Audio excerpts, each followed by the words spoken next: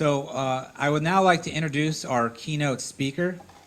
KrisAnne Hall is the founder of the Liberty First Society and Liberty First Legal. She received her bachelor's degree in biochemistry from Blackburn College and her Juris Doctor from the University of Florida College of Law. She served in the U.S. Army and was a prosecutor for the state of Florida for nearly a decade. KrisAnne also worked with prominent national First Amendment law firm where she traveled the country defending Americans whose rights were violated by unlawful arrests and prosecutions. Host of the KrisAnne Hall Show, she pulls no punches, puts liberty first, and gives no quarter to those who hide behind party labels. Like no other host, KrisAnne will tell you what the founders had to say on today's relevant issues. KrisAnne is a disabled Army veteran, a mother, a pastor's wife, and a patriot. KrisAnne lives in North Florida with her husband JC, an evangelist, missionary to Haiti, and former Russian instructor for the U.S. Navy, and their adopted son Colton. KrisAnne is the most sought-after national speaker on the Constitution. She has written 6 books on the American history and the U.S. Constitution, and is now a professor at River University School of Government. Please welcome KrisAnne Hall.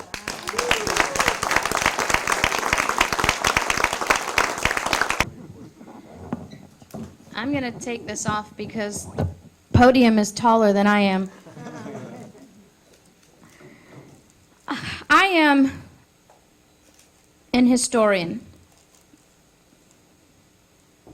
What you're going to see tonight is the second of 2 documentaries that I've written and produced, and was really honored in Texas at the Content Film Festival to receive documentary awards for these 2 films. I would tell you, when I started this in 2010, I can't say I started it because the Lord just sort of put his foot in my back and said, "You're going to do this."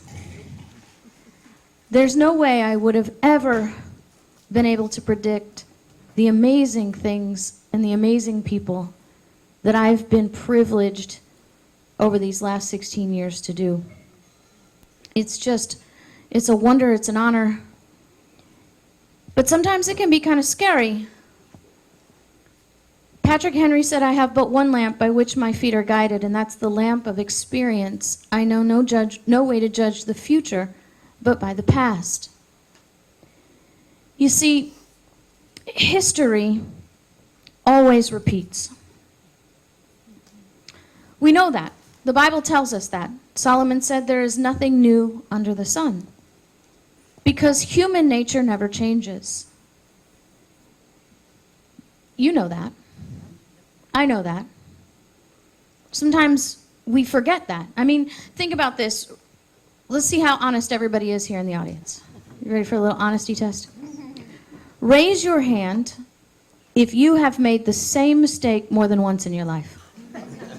Right? That's literally history repeating.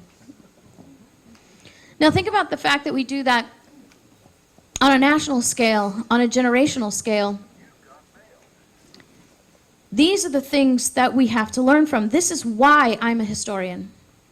When I teach the young people, I get honored to teach middle school, high school, colleges. I'm actually, I understand there's some TPUSA people here. I'm actually a registered speaker for TPUSA, so I get a chance to go around and teach the groups across the country as well. I always tell them, would you like to be able to predict the future? Because you don't need a crystal ball. You don't need tarot cards or somebody that can, look through some puffy smoke for you. You need to know history.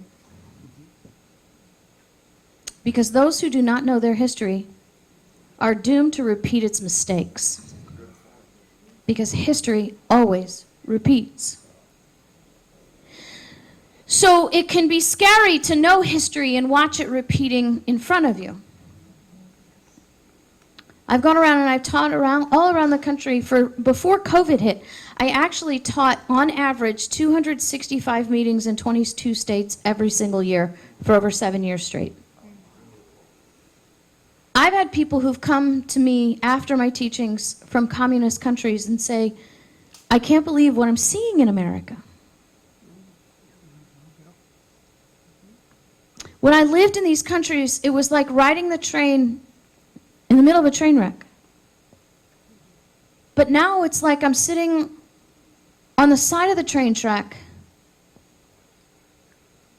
and I'm watching, and I know the wreck's about to happen, but there's nothing I can do to stop it. But you see, here's the key. Because after 16 years of doing this and teaching and teaching and teaching, somebody can get really burnt out. Just to be like, you get defeated. You think, oh my gosh, how many times can I get kicked in the teeth and keep going? The reality is, sometimes it's hard to see, but we are already winning. You're looking at me like, I live in Washington State. How is that even possible? Sometimes you got to get out and look at the 30,000-foot view. 16 years I've been in and out of this state. Do you know my teaching here? I've seen it come back to me in generations. Interesting story. At the Content Film Festival in Texas, where this movie that you're about to watch won its awards, the event organizer came up to me, 25-year-old beautiful lady, said, "You may not remember me, but my family used to live in Oregon. You came and taught my homeschool co-op about the Constitution. And now my mom has a podcast, and all my brothers and sisters talk and teach about the Constitution. We've taken all your classes online, and we are out there taking the fight to the people, to our generation."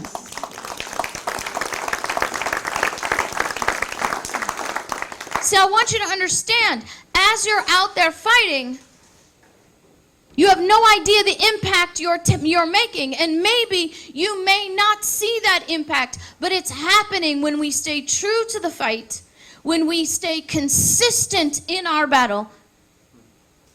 We are sowing seeds that we may water or not, but they are definitely growing. We have to know that. Samuel Adams said, "No people will tamely surrender their liberties nor be easily subdued when knowledge is diffused and virtue is preserved." He said, on the contrary, when the people become universally ignorant and debauched in their manners, they will sink underneath their own weight without the aid of foreign invaders. Do you understand what Samuel Adams told us? The problem is not in Washington, D.C. The problem is not in your state capital. The problem is that we have been taught the wrong things for over 150 years. We've been literally subdued in ignorance about what kind of government we actually have, who we are as a people, and the power that we hold. We've been literally taught for generations in our classrooms that voting is how we make a difference in government. That is a big, fat lie to keep you complacent, compliant, and discouraged. When you put all your eggs in the voting basket, all they have to do is corrupt the voting system, and you think you've lost in a way you cannot overcome.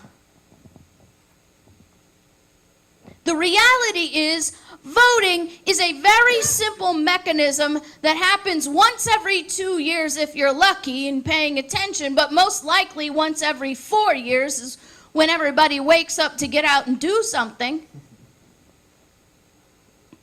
on how you elect people that represent you. That's not how you change government. That's not how you control government. That's one day every 4 years. If we want to make a difference, if we want to be part of the solution and not part of the problem, it's what we do every other day of every other year that actually controls what happens in government. I try to tell people this is how success comes. Because you see, it doesn't matter whether the person you wanted to win wins or not. Your job is exactly the same. This may not be your option here, but it is in many places, because I'm guessing you guys are more on the conservative side. Now, it may be a wrong assumption. I mean, I've actually been brought in to teach in California. Twice I was brought in to teach Bernie Sanders supporters. You know, because when Trump's president, all of a sudden the Democrats are concerned about the Constitution. But have you ever elected someone you thought was a conservative that gave really good speeches, and then when they got to the state capitol, they got to Washington, D.C., you looked at them and you don't even recognize them anymore? Right? How many of you have voted for somebody that didn't win? Yeah, see, I thought that would probably be more closer to the case, right? You see, it doesn't matter whether you voted somebody in or the person you voted didn't get in, your job is exactly the same. Because when they get into office, it's your job to make sure they keep their promises, they follow your Constitution, and that they secure your rights and maintain themselves in a constitutionally limited fashion.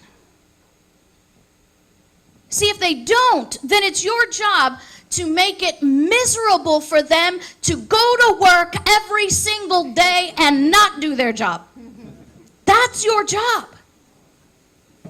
Because even the people you want to win, if they win, it's still your job to make sure they do what they promised you they were going to do. You have to be at the county meetings. By the way, I Googled it. Your charter review board meetings are on YouTube. Yeah, all your county meetings are broadcast on YouTube under open government provisions. I kind of figured they were because I'm actually blessed. It's kind of funny. I'm on our county charter review board this year in Hillsborough County, Florida. I mean, well, I won't talk about it, but bureaucracy is beautiful. That was sarcasm font, in case you missed that. But you see, if you don't know these things, how are you controlling them? If your state representative, if your county commissioner doesn't roll their eyes and groan when they see your face, you're not doing your job. What I found, though, as I travel the country, most people don't even know who their county commissioner is. Some of them can't even tell you who their state representative is. As a matter of fact, I travel around and I teach. Some of the things that we're going to talk about tomorrow in the law enforcement training class are actually going to go over the Washington State Constitution. When COVID started really kicking in, I started teaching the state constitutions more than the U.S. Constitution. I've studied all 50 state constitutions, and I have now taught in all 50 states. I have taught law enforcement, mostly sheriffs and deputies, from all 50 states. Do you know, after I teach about the state constitutions to groups like this, not just to sheriffs, I've actually been blessed to teach 11 state legislators in session about their Constitution and about the U.S. Constitution. I taught in your state. Before COVID, your minority whip brought me in to teach the Republicans in your state house before COVID. Don't ask me what his name is. I don't know. He might even still be there. I don't know. I have people all over the country that come up to me, to my book table, wherever I am, and say to me, KrisAnne, I want to say thank you to you for teaching our state constitution. And then they'll lean close and whisper and say, I didn't even know we had one. You have no idea how many people in America do not know there's a state constitution in addition to the U.S. Constitution. Why? Because for 150 years, we have over-federalized the mentality of America so that we think that all our problems originate in Washington, D.C., and quite ironically, we still believe all our solutions originate there as well. We have lost complete understanding of how our United States is created. That the states are the higher power, and the federal government is actually the lower power. I want to read something to you because Rick already told you, but I'll read it again. All political power is inherent in the people. All political power is not inherent in your sheriff. All political power is not inherent in your governor. All political power is not inherent in some prosecutor with a God complex. I was a prosecutor. Having a God complex as a prosecutor is a pretty easy thing to get. All political power is inherent in the people. And we don't even know why that's true. I teach classes. All my classes are available online. If you want to know about that, go to the table and talk about that later. But we don't even understand that there is a hierarchy of authority in our governmental creation.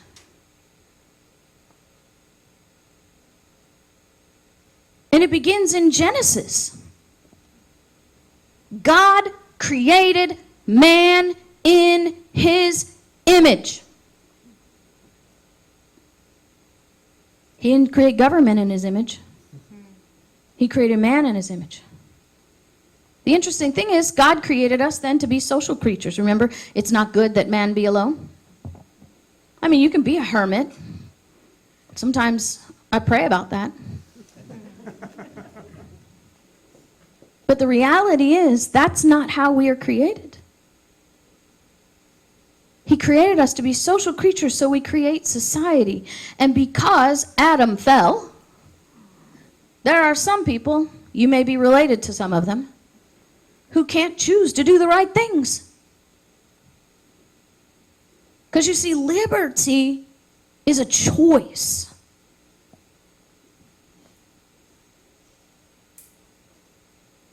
People like to think that liberty and freedom are the same thing. They are not the same thing.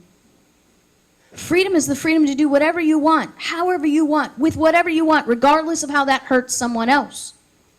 Liberty, when I teach the little ones, I like to boil things down like mathematical formulas. Liberty equals freedom plus morality. In simple terms, liberty is self-governance. It's knowing that we are created in the image of God to do whatever we want, however we want, with that free will, but knowing there are some things that we will choose not to do because we are commanded to love our neighbor as ourselves. But how many of you know people who can't make that choice? No matter how hard you pray for them, no matter how you want, sometimes no matter how much they want to, they just can't choose that. Well, that's why we create government.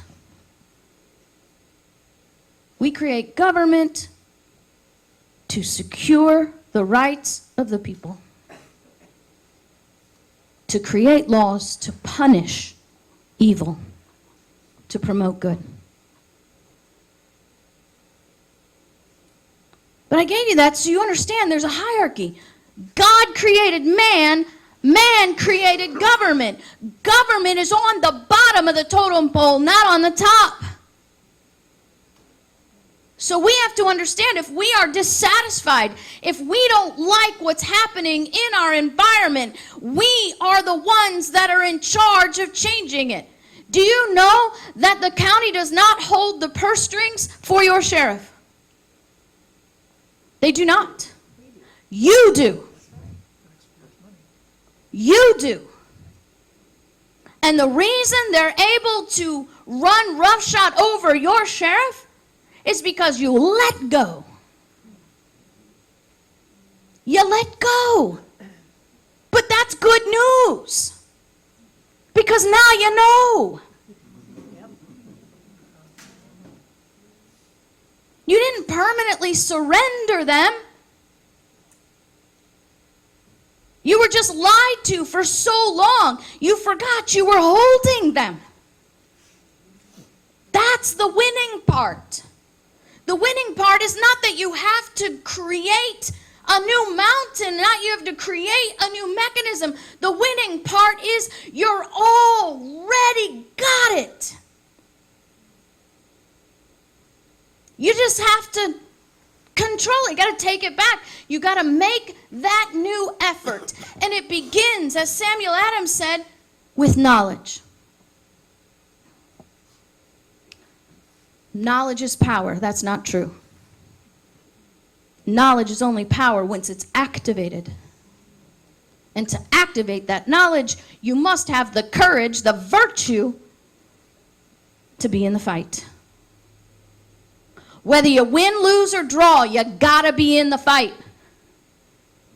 Because guess what? What looks like a defeat is actually a victory in history. Because we're not in charge of the win-loss column. Somebody else is. I don't know how you believe in your faith. I'm probably pretty sure I've just let you know how I believe. But you see, whether you believe in God or not, one thing we must all agree is that there is a higher power. And that's where our rights come from. They don't come from government. They don't come from documents. And because they don't come from people, people can't take them away. We need to reconnect with that courage, reconnect with that knowledge, and take back what's been stolen from us. But that has to happen with everybody. Now that you know, your sheriff should never, ever have to stand alone again. Ever. I mean, tomorrow there should be from these people a committee pulled together that says, we're never going to let our sheriff stand in front of the microphone alone again. Every time he's standing in front of the microphone, there's going to be at least 5 of us there. We're going to start social media campaigns. We're going to share everything that he does. And we're going to start attending these county commissioner meetings. And we're going to start sticking our fingers in their faces and telling them, hey, you may have been unwatched before, but this is the last day and your future is about to change. Because all political power is inherent in the people. And that's the mission. That's the mission that I was put on 16 years ago, was to bring that knowledge, to infuse with that courage the understanding that we hold that power. And it has to be us that picks it up, takes it back. You have people leaving this state. That has to stop. Because Washington is too beautiful to let go. It is worth fighting for. How many of you believe that? Amen. It is worth fighting for. So we got to be in it together, right? This is your pea patch. You got to defend it.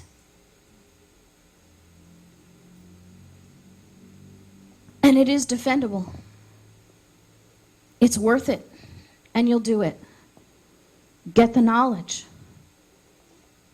I will apologize, though. Once you get the knowledge, you can't unsee things anymore. Just saying. But I want to encourage you this evening, because some of you won't be at my training tomorrow. And you got to come for the panel tomorrow if you don't come for just the dinner. It's going to be amazing. But I hope you like this film. And I want to close with a little thing from history that maybe you didn't know.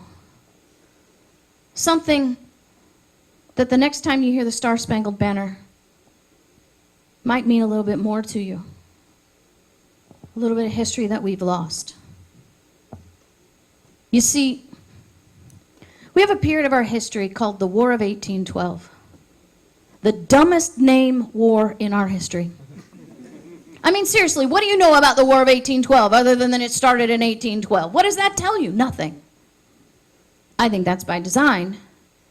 Because the reality is, the men and women who lived through it didn't call it the War of 1812, because guess what?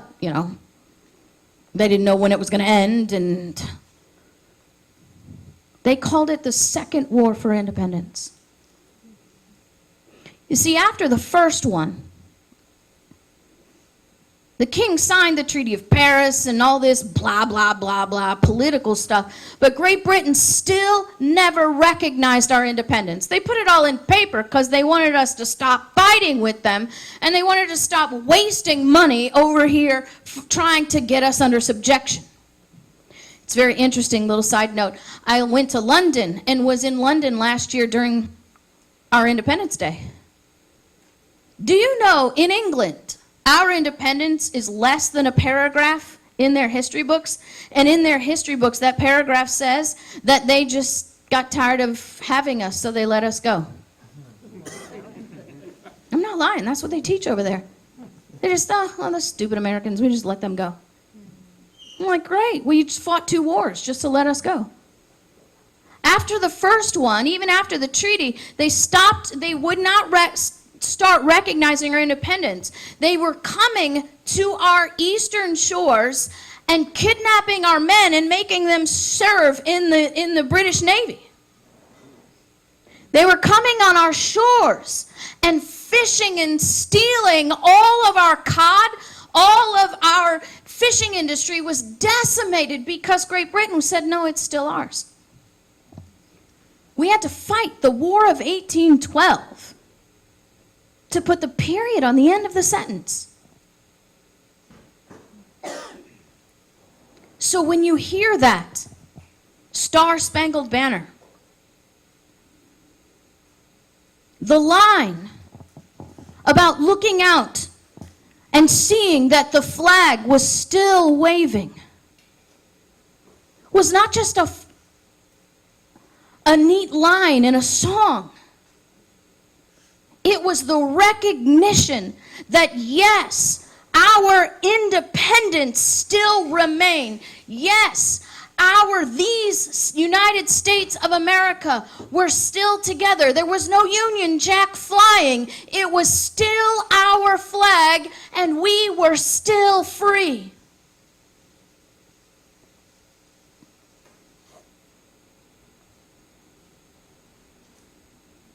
In the land of the free and the home of the brave.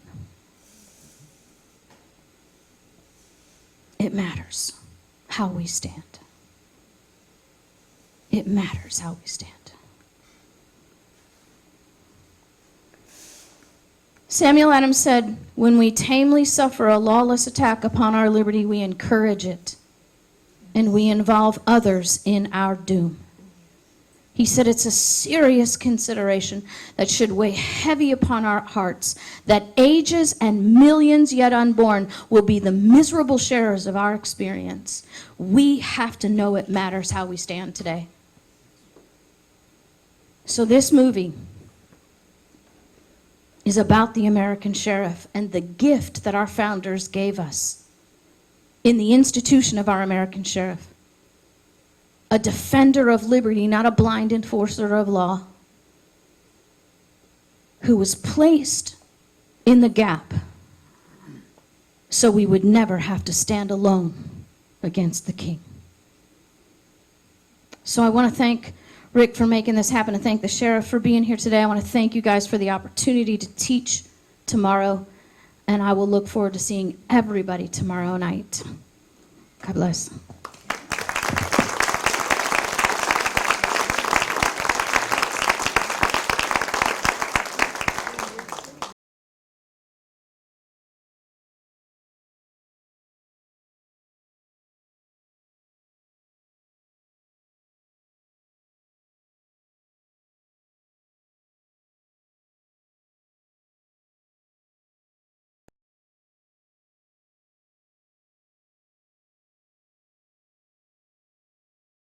For the benefit, for the Constitution and your interpretation is of the people, and due process only apply to citizens. And I think that's probably a challenge that the sheriffs are facing, right?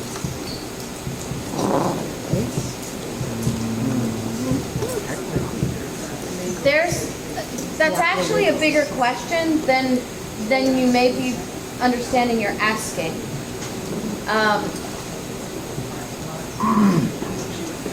It's not something I'm comfortable answering like that, because it is a complex issue. Due process is required regardless of citizenship. But the question becomes, at what point was the law broken? And what is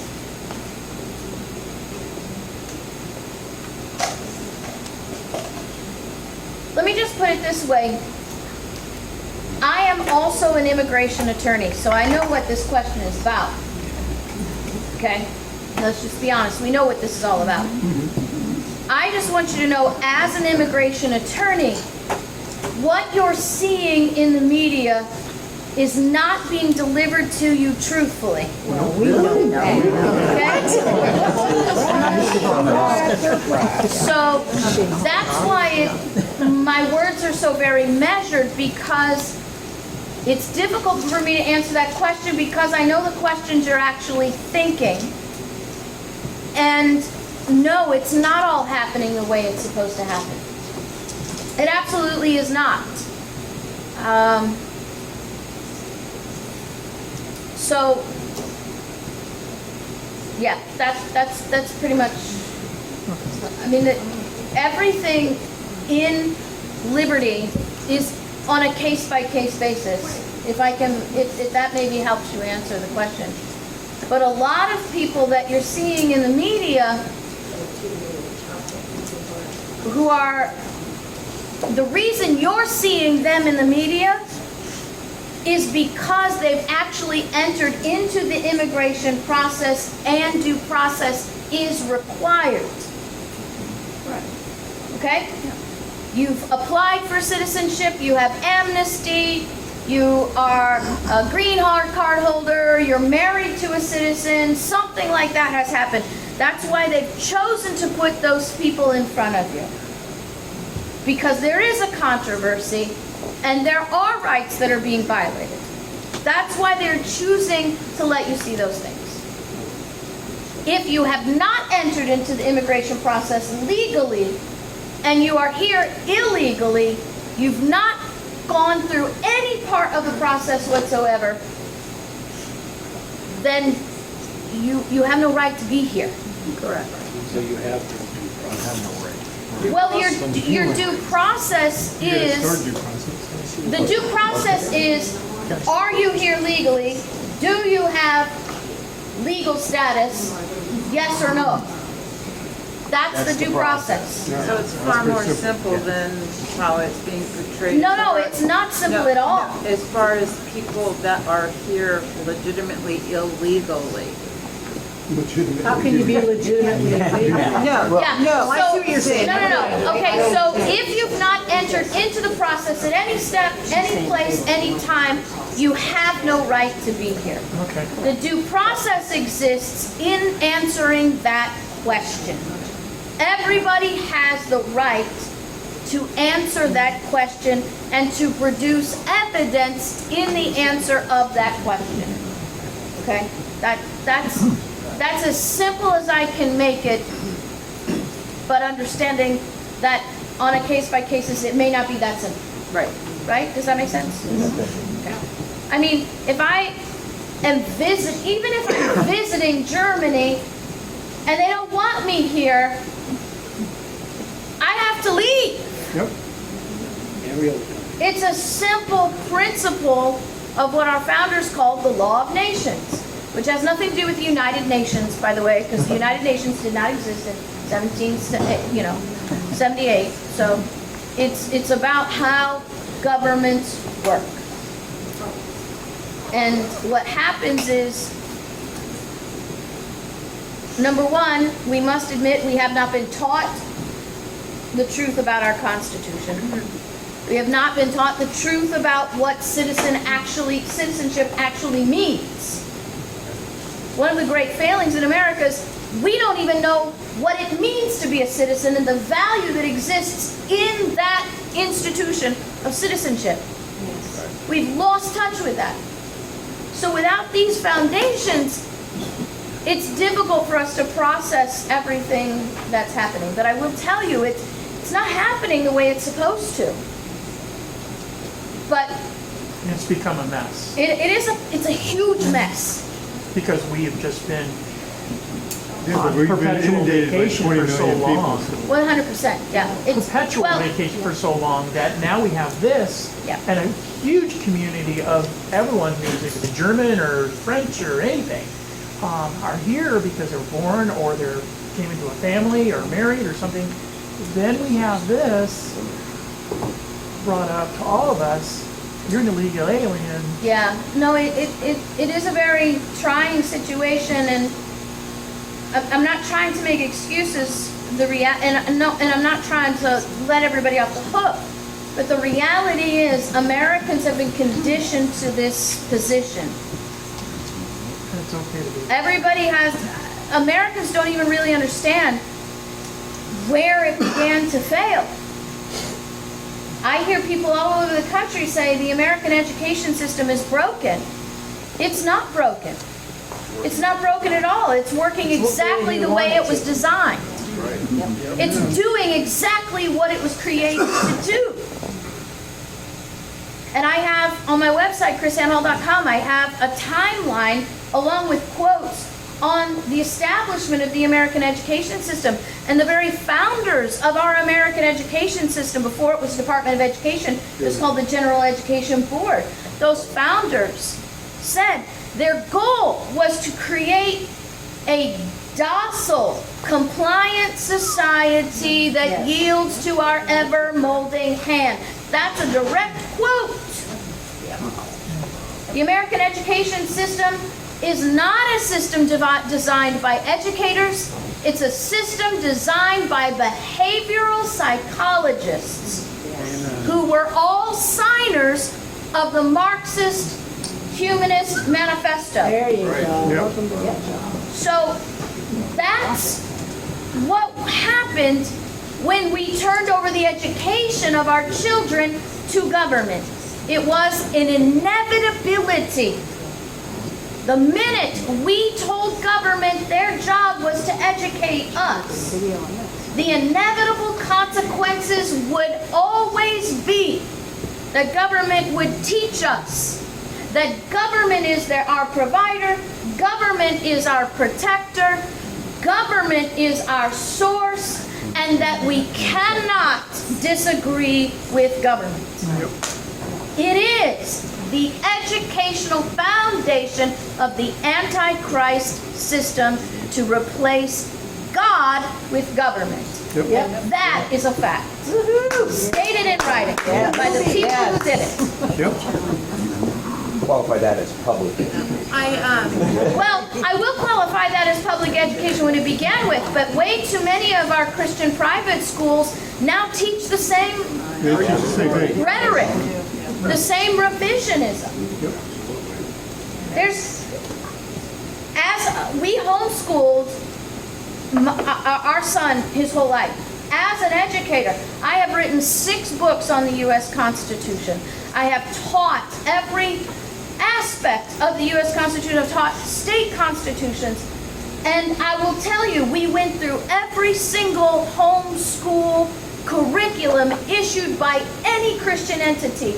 And when I get to the history section, I've got a big black Sharpie marker lining out everything in the book, and to the point where I just threw my hands up and I told my husband, we're not teaching him from any of these books. They're all crap.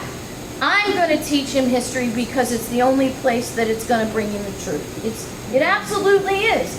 And I hate to say that out loud, and I'm probably going to make some people angry, but there aren't any sources out there that are actually teaching truth at a homeschool level. The closest you're going to get is the Ron Paul curriculum. That's the closest you're going to get today, if you're not going to choose mine. So. It's really, it is. It's really discouraging even for me. And I love, obviously, my country. I love history tremendously. But when it comes to reading anything, I have to ask myself, has this all been handpicked?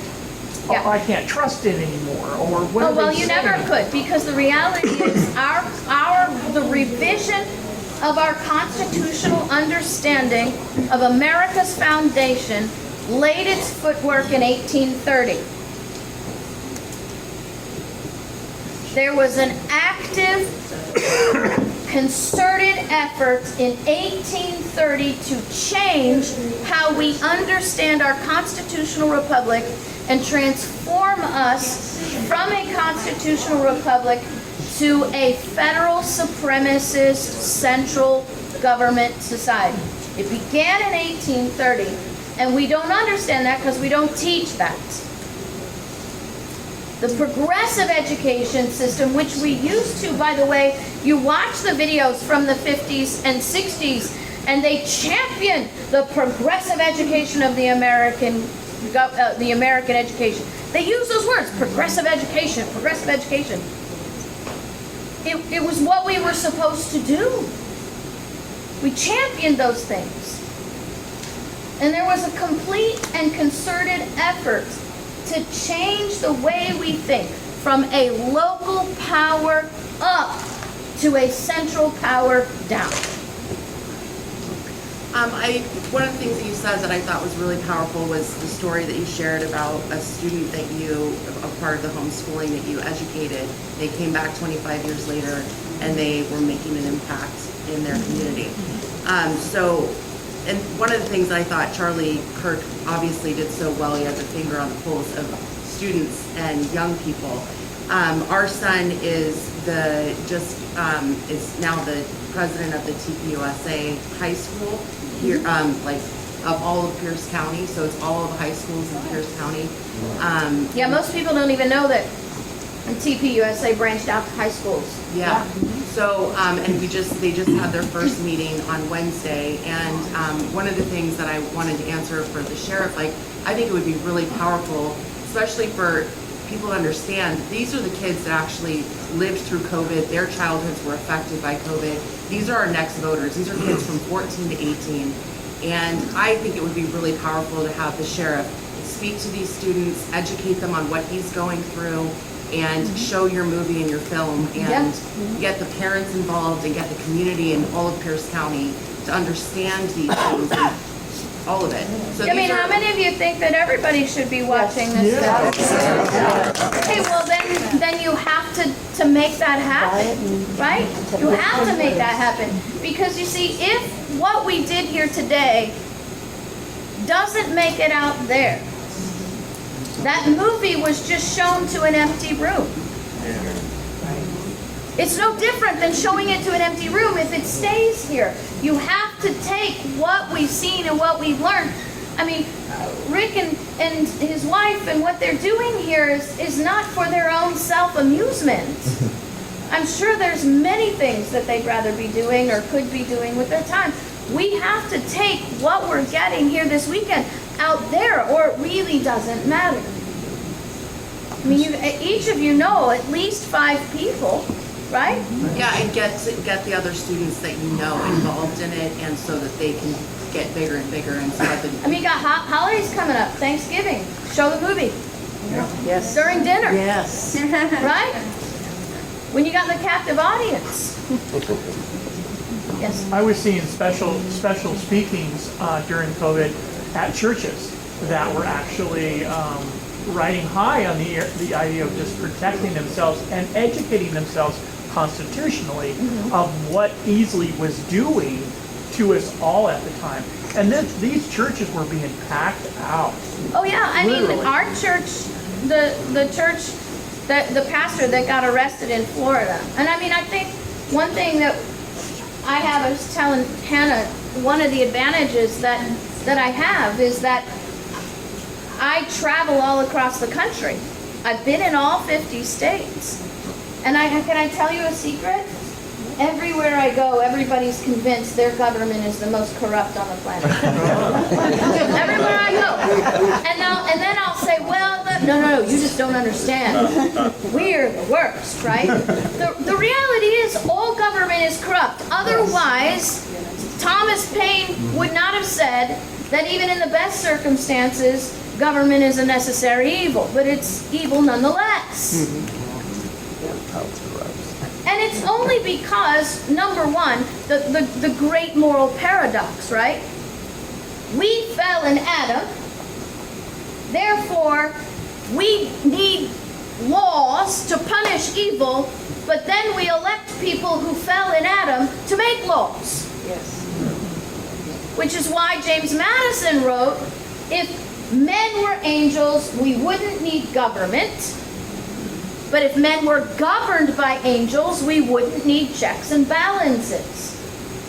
See, we are the ultimate check and balance, but we've been trained not to be. And we have to make the decision that it stops today. But it has to begin with training, because here's the thing. You get all emotional and you get all excited, and what's interesting is because liberty is a gift from God, it's inherent in you. Even when you don't know what it is, you feel it's wrong, right? You're like, oh, something is wrong with what's happening here. Maybe I can't put it into words or whatever, but you feel that it's wrong because it's a gift from God. It's there. Your spirit is saying, no. But the reason so many people who have that feeling will not stand up and do anything about it is because they lack the knowledge to understand and defend what is being stirred up in their spirits. And people don't like looking like idiots. And the one thing that the enemy has is a big mouth and bold stupidity. Bold enough that they're willing to get in your face and gaslight you and engage in logical fallacies and ad hominem attack and all these craziness. And when we are not grounded in foundational truth, we just don't get into those fights. We don't know how to start the conversation. Yeah, so you gotta get educated. Or who you should be talking to and not wasting your time. Yeah, there's the whole pearls before swine kind of thing, which is social media. Social media is the pearl before swine thing ad nauseum. But you have to understand where your fight really is. I mean, I have a whole class that I teach on a Saturday called an activism boot camp that teaches how to engage and how to get educated and where the fight really needs to take place. On my website, the class is there at libertyfirstsociety.com. But we have to first recognize a level of humility in understanding that we don't know what we don't know. Right. Right? We have to get an understanding that we don't know what we don't know, and then we have to take that up a notch and understand that what we've been taught just ain't so. Because I go all over the country and I teach, and I have people say, well, my school taught the Constitution. You know, I know these woke institutions, and I went to school in the 50s and 60s, and my teacher taught history. No, they didn't. No, they didn't. Because if that were the case, not a single Republican Party would champion Teddy Roosevelt. Nope. If we taught the truth, not a single Republican Party would champion Teddy Roosevelt. The man led the progressives of 1912. Literally post-presidential, called himself the leader of the progressives of 1912. Unless you were born before 1830, what you've been taught is not real. And that's not conspiracy, that's fact. Which is why you have to go and read yourself. You have to read the Federalist Papers. You have to read the Anti-Federalist Papers. You got to know the debates. You got to read and listen to what they had to say. I'll stop. But the key is I've been doing this for 16 years, and I have been in debates. Charlie was blessed. His debates got publicized. I was literally blacklisted 6 months after I got started in 2010 because I refused cabal money. They tried to hire me and silence me, and I turned them down. And from that day forward, I've been swimming upstream. It's okay, because the Lord has blessed me, and I've been doing what I'm doing. There's not a single person in America who wasn't on TV that has talked to more people than I have across this country. When you do the math, 265 meetings in 22 states every year for 7 solid years, who's done that?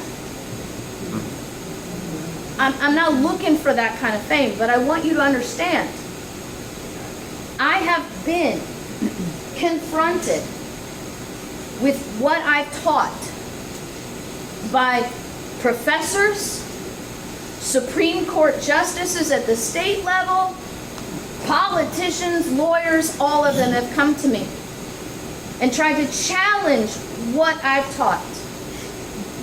I will admit to you that I have not walked away feeling good about every confrontation that I've had.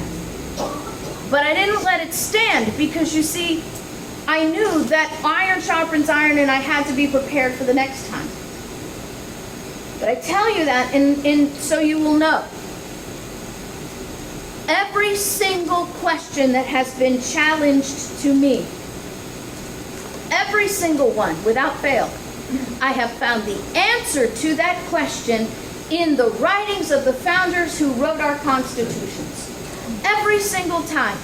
Because they already asked the questions and already gave us the answers. That's why we don't teach the Federalists and the Anti-Federalist Papers in the classrooms. It's why we don't teach the debates. It's why we don't teach their writings during that time.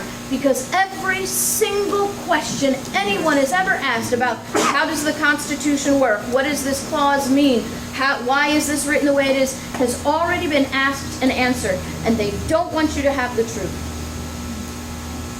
A Republican, the Senate leader of the Florida Senate, a Republican, when I confronted him about the stupidity over Obamacare and how Florida was giving in to all of this, I quoted to him James Madison. He said, "Oh, so you've been talking to James Madison lately, huh? Been having seances?" I said, "No, I read the Federalist Papers. Maybe you need to." Because every single answer is there. There's no reason for us to be running in a post-constitutional society except for the deception that they need us to have, so we will submit because we don't know any better. just out of curiosity, since you're from Florida, and you're surrounded by, arrogance mixed with ignorance, which is the worst thing that could happen. Do you have to have a bodyguard, like, sit there down? No, I don't, and I can't really answer why.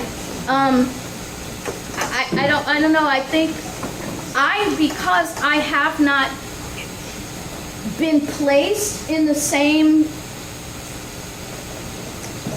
public light, I think the Lord has allowed me to spread my message sort of under his covering, right? So I don't have that. Now, when I come up here, it's a little bit more dangerous because your media attacks me on a regular basis. It's not as bad here as it is in Oregon.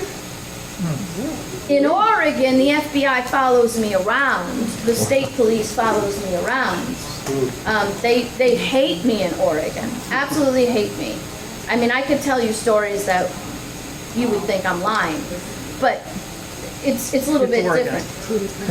But I think here, they watch me, they pay attention to me. By the way, I can't answer why this has happened, but the government of Tacoma has blocked me from all the Tacoma.gov websites.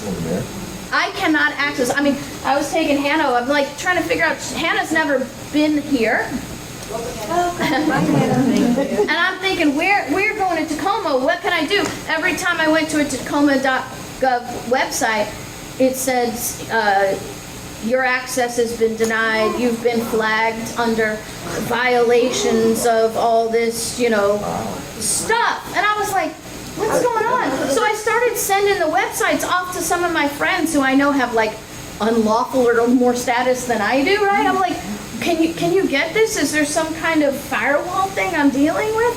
And they're like, no, what did you do to Washington to take them off? I'm like, it's just me. But I'm telling you, up here in the Northwest, the opposition is a lot more aggressive. Oh, yeah. Yes. But we know. everywhere else, it's still there. They're just not as bold, right? So I don't have bodyguards. I got the Holy Spirit.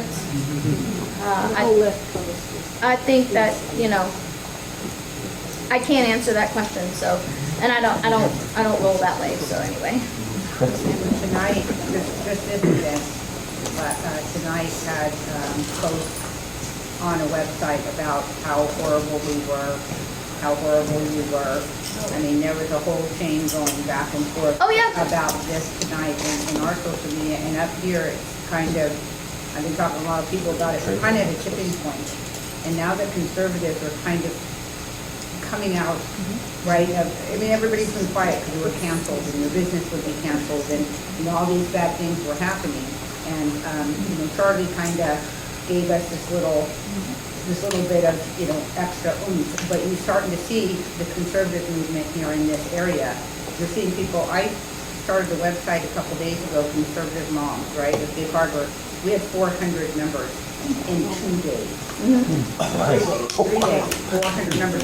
These are moms that are coming. See, these are the victories you guys really need to build on, and that's what I want people to focus on. When they attack you, it's because they fear you. And we're now starting to really start showing up. I mean, you start seeing it everywhere. So we have an opportunity for this whole area to go more this way now. Especially like, look at the people in the room. I mean, it's amazing. Yeah, 10 years ago, the Southern Poverty Law Center put me on their list of anti-government extremist hate groups, right? So I'm a hate group. I'm an anti-government extremist white supremacist hate group. Yeah, I am. I really.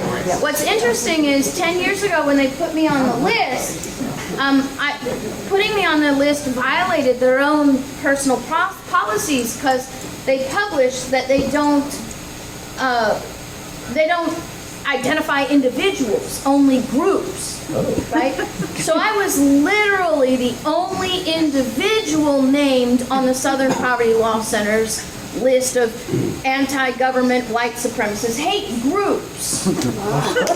Well, maybe they got a conscience or something. About 3 years later, they invented a group, made me the head of the group, and now I'm on the list twice. So that's how they always attack me, is I'm an anti-government. Anti-bad government. Well, I'm not, how can I be anti-government? I teach the Constitution that creates government. The wrong Right? kind of government. Yeah, well, I'm anti-lawlessness, is what I am, and they don't like that. You're just abolishing the Constitution. Yeah. That's the threat. You are the Yeah, threat. yeah. Because we don't have a Constitution here. They bring it up, like you say, every election. The Democrats, the Constitution, and they act so righteous, but they follow no Constitution here. They do Yeah, it's- exactly what they want. Yeah, it's just, That's right. For getting rid of the Constitution. Yes, right. And it's, well, but it's in, I hope if there's one thing that you can take away from this, is maybe two things, is that it's in your power to do this, to make a change. And the one thing that you have to do is realize that you're not an island. You're not alone. You need to identify all these people. Look around you. I mean, you guys should be like on each other's email lists and knowing and hanging out. You've got a whole community right here, right now. You should not lose track and touch with each other. And this should be the catalyst of where something really big comes out. You know what I mean? There's so much you can do. and the When you other see this side movie- meets, Yeah. and they move, and they send money across the country. We used to live in California, and would watch, there'd be an organization meet at a coffee shop, and they're influencing some state's election on the far side by writing to those individuals. Yeah, George Soros and the Democrats knew long ago that the real power is at the state and local level. That's why you have a prosecuting attorney. That's the way it are. That's why you have local governments that all been taken over by this wokeism. Because while we were championing ourselves as the silent majority, which I don't even know why that's something to be proud of, but they were at work taking over our local government institutions while the government institutions were teaching the people who love America that all government happens in Washington, D.C. Think about it. The GOPs, the conservative groups, all of them are so myopically focused on Washington, D.C. that we literally let everything happen at the state and local levels. We just let it go. And here we are with a government shutdown. I mean, and Praise God. thank you. Praise God. We're finally heading in the right direction. I don't know if you noticed, but I'm on X, and I'm always posting on X. I love doing little history snippets. I love doing things about the Constitution. Do you know it wasn't until 1930 that the federal government stayed open 12 months a year? Yep. Do you know for the first 50 years of government, our federal government was only open 2 to 4 months a year? So they don't run around, this is the longest shutdown ever. No, we used to be shut down for 10 months. We don't need them. No. All of what they're doing should be returned to the state anyway. Yes. But we've allowed our local governments to become addicted. Our sheriffs all over the country, not here, but our sheriffs all over the country actually think that it's some kind of a promotion to be able to carry an FBI badge or some federal badge along with the state one. That's not a promotion, that's a demotion.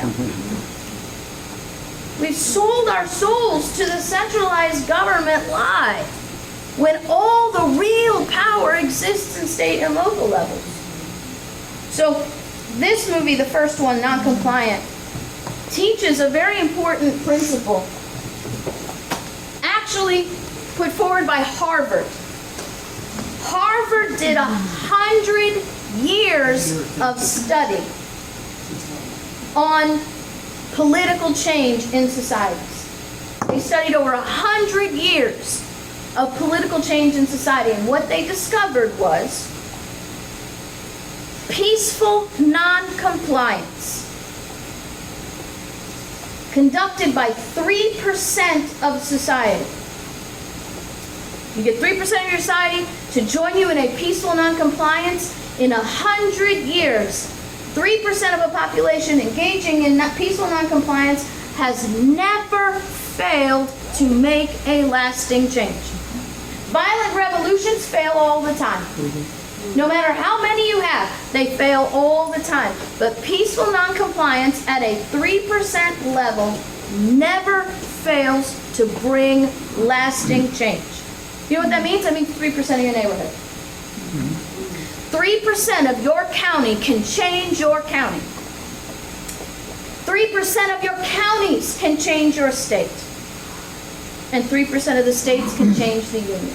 I think that a lot of us don't know what that means or how to do it. Yeah, well, that's where the education part comes in.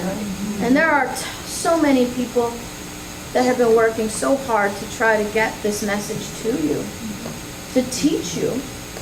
But Thomas Jefferson wrote the Declaration of Independence. People will suffer evil as long as evil is sufferable. That's human nature. I mean, that's the description of human nature.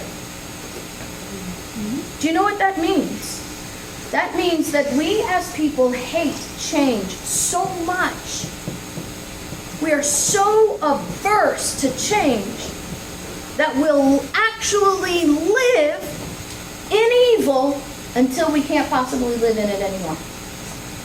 That's a sad commentary It on humanity. has, well, but you can't let it discourage you either because it's just human nature. What you have to do is realize that it takes a supernatural position. And I don't mean like mystic, right? I mean super, above nature. We have to rise above our nature to make change. That's what we have to do. And that's what our founders did. And unfortunately, we have a tendency to deify who they are. Oh, they're blah, blah, blah, you know? They were this and they were that. No, they were us. Sure, they were smart, and they oftentimes appear to be smarter than us, but that's because they had libraries and not Netflix. True. Right? They had libraries and they actually had to know things. And the education system, do you know by the time our founders were at our, like, well, by the time they were 10 years old, they were at our college level. 11 years old was the average age of entering an apprenticeship. I mean, what else did they have to do with their time but read and study?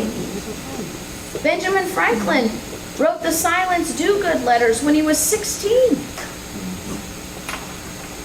It's not because they were genius. It's because they were taught to learn. They were taught to think. Today, we're not taught how to think, we're taught what to think. And there's a big difference.